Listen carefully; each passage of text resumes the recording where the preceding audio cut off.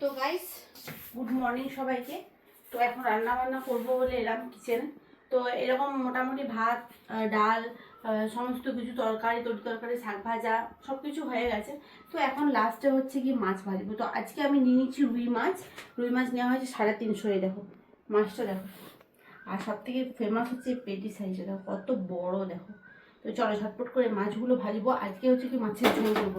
আর আমাদের বাঁকুড়ে যে পরিমাণ গরম পড়েছে, মানে একেবারে রান্নাঘরে থাকা যাচ্ছে না। এখন মোটামুটি 11টার মতন বেজে গেছে। তো এখন আমি ঝটপট করে মাছের ঝোলটা করে কমপ্লিট করে তারপর স্নানে যাবো। তো আজকে এখন স্নান করতে করিনি, ইচ্ছা করে করিনি। এই কারণেই যে জানি যে গরম করবে, আর গরমে মানে রান্নাঘর স্নান করে আসা মানে প্রচুর বিপজ্জনক।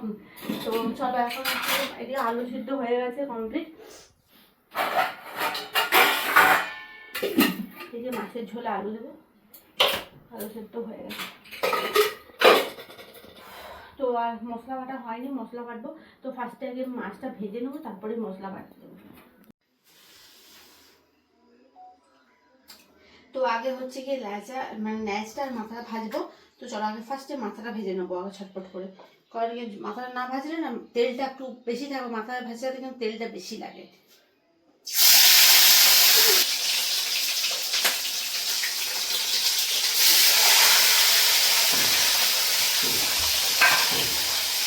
মাছ ভাজতে গেলে আমার খুব ভালো লাগে। খেতে যতটা ভালো কিন্তু ভাজতে হালকাও খুব হাত পড়ে গেছে পাপড় ভাজতে গিয়েছে।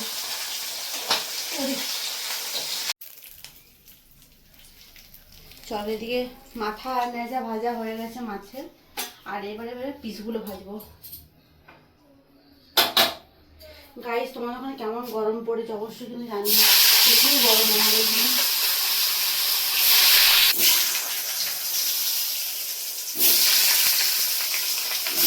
এরকম মাছের ঝোল করবো। তো অল্প করে একটু নাড়িয়ে নিচ্ছে, আজকে সেদ্ধ তো হয়ে গেছে আলুটা। আর একদম কম মশলা দেবো, কারণ কি প্রচণ্ড গরমে একটু অতটা রিচ খাওয়া উচিত না। তো একদম অল্প মশলা দিয়ে মাছের ঝোল করবো।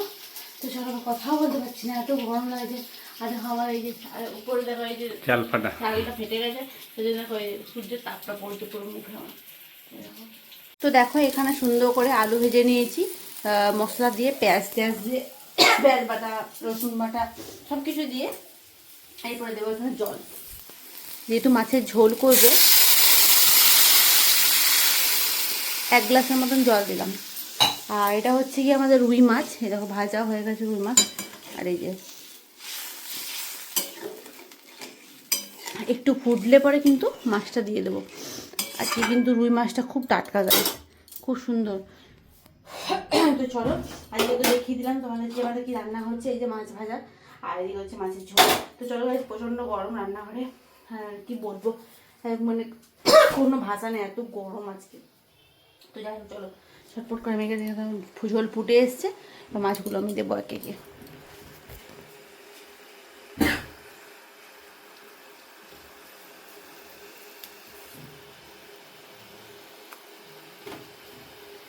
পুরো সবগুলো মাছ দিতে পারে।